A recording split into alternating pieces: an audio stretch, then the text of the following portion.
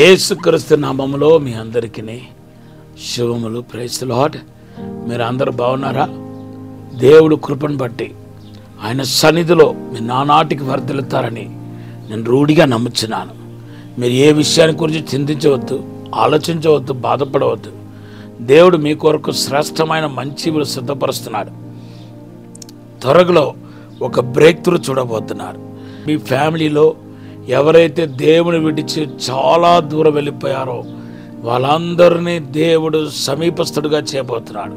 కీర్తన 145:18 ప్రకారం ఎఫెసీ పత్రిక 2వ అధ్యాయం 13వ వచనం బట్టి మీ యొక్క సహోదరులు, తోడపుట్టిన వాళ్ళు, ఫ్రెండ్స్, స్నేహితులు, నీ తల్లిదండ్రులు, కుటుంబ సభ్యులు ఎవరైనప్పటికీ దేవునికి దగ్గర రాబోతున్నారు.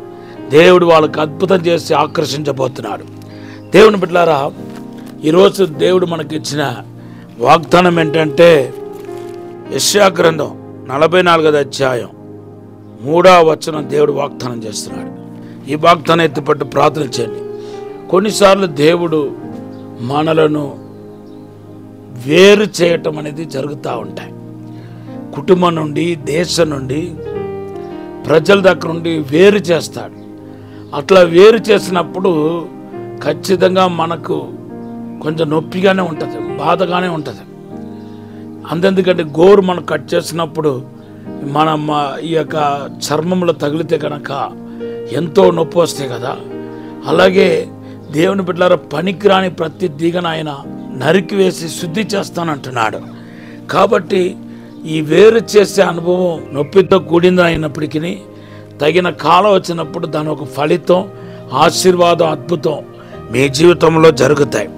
మార్కు సువార్త 7వ అధ్యాయంలో 32 నుండి 37 వచనాలు చదివితే ఒక స్టామరింగ్ టంగ్ అంటే నత్తివాడుగా ఉన్న వ్యక్తిని యేసు ప్రభువు దగ్గరికి తీసుకొచ్చారు. వారి మీద చేతులు ఉంచితే చాలనుకుంటా వచ్చారు. కానీ బైబిల్ చెప్తుంది మార్కు సువార్త 7:33లో ఆయన ఊరు వెలుపలకు తీసుకువెళ్ళాడంట. మనలను సమాజం నుండి కానీ, కుటుంబం నుండి కానీ, సొంత బంధువుల దగ్గర నుండి కానీ మనల్ని వేరు చేసినప్పుడు దాని ఒక అర్థం ఏంటంటే పని చేయలేని అవయాలను పని చేయించబోతున్నాను అర్థం, లేని వాటిని మనకు దయచేయబోతున్నాను అర్థం. వాస్తవానికి ఈ అబ్బాయికి మాట స్పష్టంగా రావట్లేదు. అయితే దేవుడు ముట్టడం ద్వారా దేవుని బిడ్డలారా ఆయనకు మాట వచ్చింది. అలాగే వినికిడి శక్తి లేదని కూడా మనం చూస్తున్నాం. వినికిడి శక్తి వచ్చాయి. నీ జీవితంలో ఏదైతే లేదో అది దేవుడు ప్రసాదించబోతున్నాడు. అది ఏదైనా కానివ్వండి, అభిషేకం కావచ్చు, రక్షణ కావచ్చు, ఆత్మ సంబంధమైన ఏ ఒక్క ఆశీర్వాదమైన కావచ్చు, లేకపోతే భూ సంబంధమైన ఆశీర్వాదం కావచ్చు, ధనం కావచ్చు, లేకపోతే తోడపుట్టిన వాళ్ళు మీరు పోగొట్టుకుని ఉండవచ్చు. మీ దగ్గర ఏది లేదో వాటిని దేవుడు మీ యొద్దకు సమకూర్చినప్పుడు మిమ్మల్ని మొదటిగా వేరు చేస్తాడు. ఆ వేరు చేసే అనుభవం నుండి మీరు ముందుకు సాగాలని ప్రభు పేరట మనవి చేస్తున్నాను.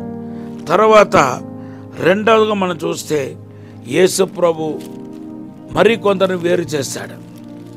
ఎందుకు వేరు చేశాడు తెలుసా?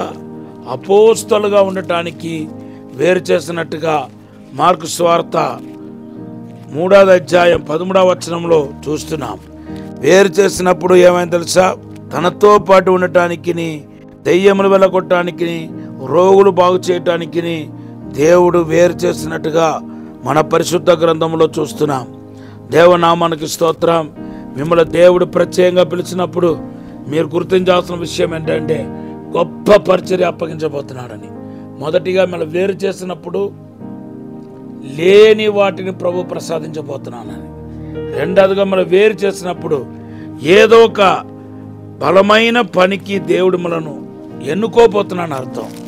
మూడవదిగా మనం చూస్తే 12 మంది శిష్యులు యోహాను, పేతురు, యాకోబును మాత్రం సెపరేట్గా రూపాంతర కొండపైకి తీసుకువెళ్ళాడు.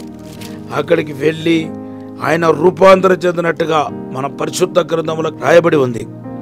మార్కు సువార్త 9వ అధ్యాయం మీరు చదివితే 1 నుండి 10 వచనాల్లో దేవుని బిడ్డలారా వాళ్ళు దేవుని స్వరాన్ని కూడా విన్నట్టుగా కూడా మన పరిశుద్ధ గ్రంథంలో రాయబడి ఉంది. పేతురు అంటున్నాడు, మేము పర్వతంలో, పరిశుద్ధ పర్వతంలో యేసుతో ఉన్నప్పుడు మేము ఆయన స్వరమును విన్నాము అంటున్నాడు. దేవనామానికి స్తోత్రం. ఎస్, ఆయన స్వరమును విన్నట్టుగా పరిశుద్ధ గ్రంథంలో రాయబడి ఉంది. పేతురు రాసిన 2వ పత్రిక 1వ అధ్యాయం 18వ వచనంలో రాయబడి ఉంది. ఈరోజు పరిశుద్ధాత్మ దేవుడు మీ అందరితో మాట్లాడుతున్నాడు. మీరు ఆయనతో పాటు దేవుని చేత ప్రత్యేకించబడినప్పుడు, వేరైనప్పుడు ఆయన స్వరం మీరు వినటానికి ప్రారంభిస్తారు. ఇంకా మనం వేరైనప్పుడు, సపరేట్ చేసినప్పుడు దేవుని బిడ్డలారా, మనము మరి దేవుని కుమారునందు విశ్వాసం ఉంచుతాం, విడుదల పొందుతాం, ఆశ్రయించబడతాం. పుట్టుకుండ గుడ్డివాడిని యేసుప్రభు బాగు చేసినప్పుడు ఆయన వేరైపోవాల్సి వచ్చింది, సమాజం వేరైపోవాల్సి వచ్చింది.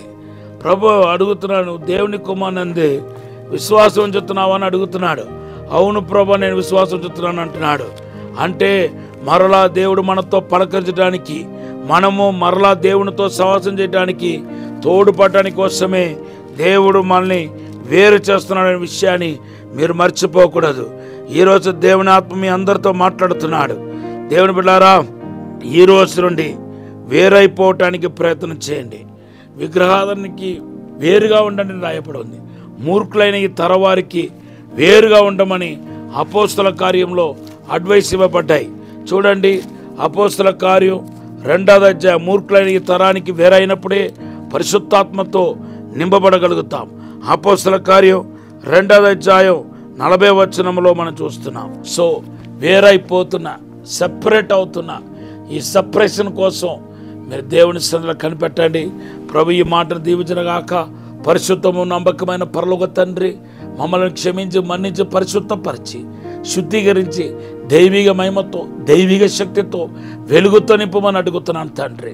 ఇప్పుడే సెపరేట్ చేయండి ప్రభు. మమ్మలను 2 పలాత్మతో నింపండి, 2 పల అభిషేకంతో నింపమని యేసునామములో అడిగి వేడుకుంటున్నాం తండ్రి. ఆమేన్. Have a blessed day. Have a blessed day. దేవుడు మనల్ని దీవించి ఉన్నతంగా నడిపించినగాక. రాబోతున్న దినం మీకు ఆశీర్వాదకరంగా ఉండబోతుంది. ఈరోజు దేవుడిచ్చిన వాగ్దానం యోహాను సువార్త 14:27.